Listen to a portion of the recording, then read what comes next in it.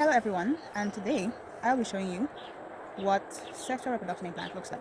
Now, here with me I have a few varied plants. Some might be asexual plants, or some might be sexual plants. Now, asexual plants are plants that reproduce on their own while or replicate themselves, while sexual plants need both the male and female parts of a flower or flowering plants to reproduce themselves. Now, I will show you some example of what some asexual plants look like, and then we'll dive in to the sexual plants and how those plants reproduce. Now here we have varied plant species of many kinds, all right, and these so far are called asexual plants because they do not produce flower. All right, here we have our thyme, a broadleaf thyme, all right, and some of them, as you can see, are flowering plants. All right, so here we have varied types of plants. Some more non-flowering plants. I have our thyme here, another plant. Now here we have another sexual plant.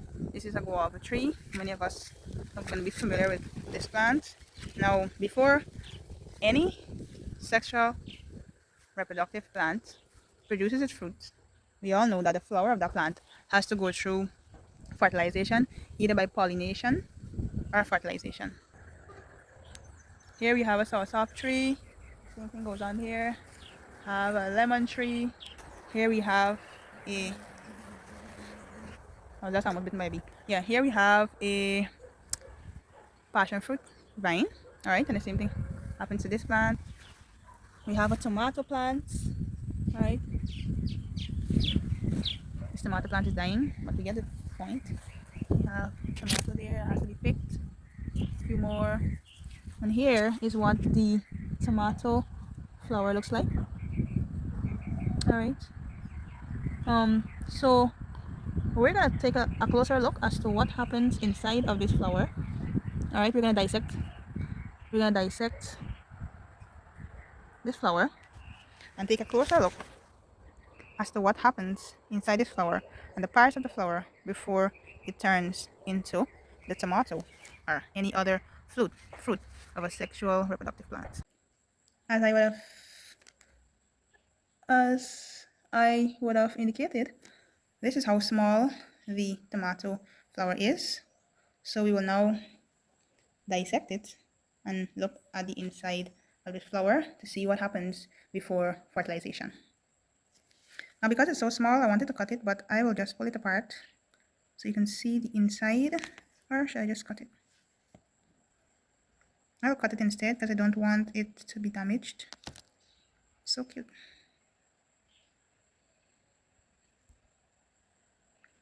Now, as soon as you cut it open, I wish you guys could really see what's happening in here. We are seeing different parts inside there. All right. Now, for the sake of seeing better what is happening inside the flower, I'll be using a different flower for us to appreciate properly what the inside of the flower looks like. All right. How does pollination begin? Pollination is the transfer of pollen from a male anther of a flower to a female stigma of a flower. Flowers can be pollinated in different ways, and these ways can be by wind and water or by pollinators such as insects, birds, and other animals.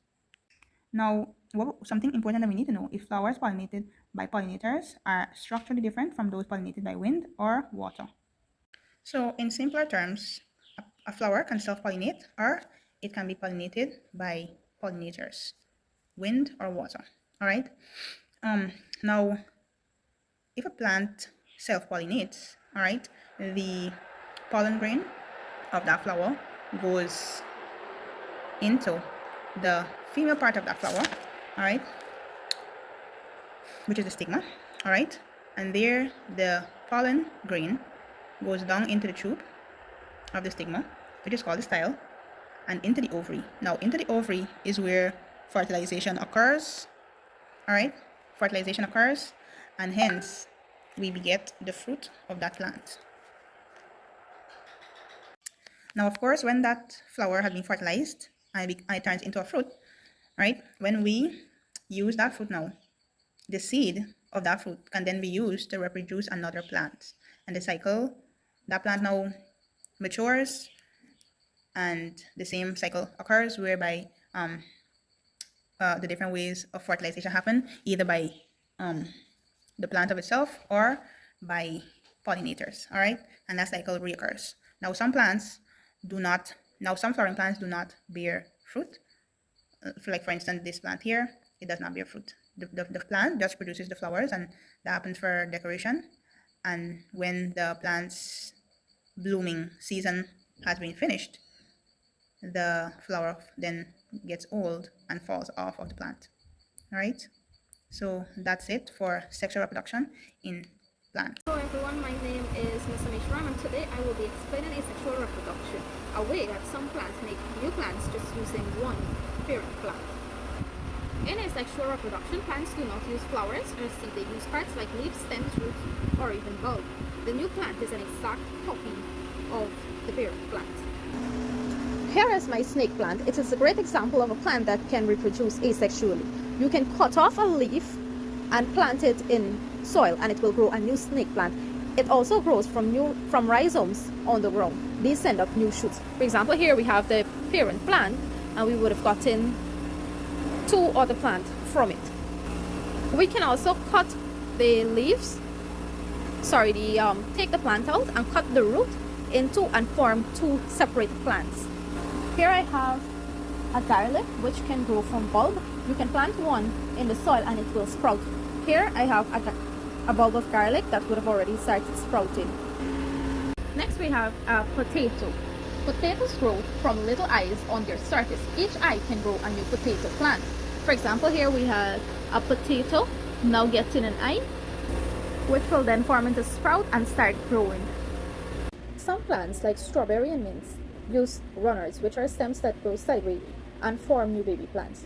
Ferns and mosses grow from spores, which are tiny cells that spreads in the air.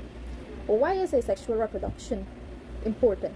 Asexual reproduction helps plants grow quickly and in large number. Gardeners and farmers use it to grow foods like potato, onion, and sugarcane. So remember, it only takes one plant to make more. No flowers or seeds needed. Thank you very much, and that brings me to an end of our presentation.